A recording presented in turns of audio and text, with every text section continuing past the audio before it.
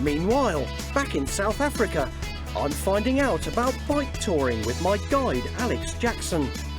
We're on dual sport KTMs, riding through Limpopo, close to the border with Mozambique. So welcome back. We're continuing our tour of South Africa. Well, I say that, Alex is having a bit of lunch. Meantime, I want to show you something quite incredible that's here in the middle of nowhere. This is 24 degrees south, a fantastic pit stop on the R531, a regional road that takes you close to the Kruger National Park. You can eat here, shop here, sleep here, or go to the spa. But there's something else that's got my juices running. Check this out. In the middle of nowhere, a motorcycle museum. Can you imagine?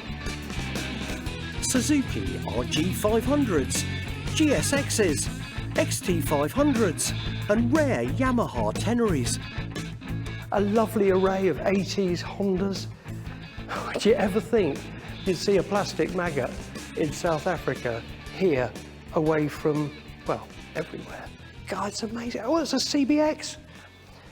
It is quite incredible what you find on the road, and also it sums up my thing about touring, which is don't book everything in advance, to the day, to the hour.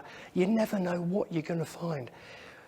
I just wouldn't expect something like this on our little tour today, but we've got half an hour to immerse ourselves in it. 24 degrees south has been open in its present form for just 4 years, but it already attracts 20,000 visitors a year. The bike museum is free to visit and is regularly refreshed with new models, and dare I mention it, classic cars. So where does this fabulous collection come from? I tracked down curator Kevin to find out. How come there's a motorcycle collection here? Well, not really a long story, but a very good friend of mine from Gabon, Xavier, this is his private collection. We've been mates for many, many years, and he's slowly investing in the area, and there's a huge passion for collectibles and classic bikes and cars, and over the years, as he's been collecting, he hasn't had a storage space. So I said to him, this is something, yeah, let's build something and let's put them here and let's create another attraction for the area. And he's done just that, and this is what we've come up with. We're still growing it, and it's still going to move on. But is there a big biking scene here? Oh, it's huge. Is huge. it? As you would know through your travels around South Africa, it's huge, it's massive.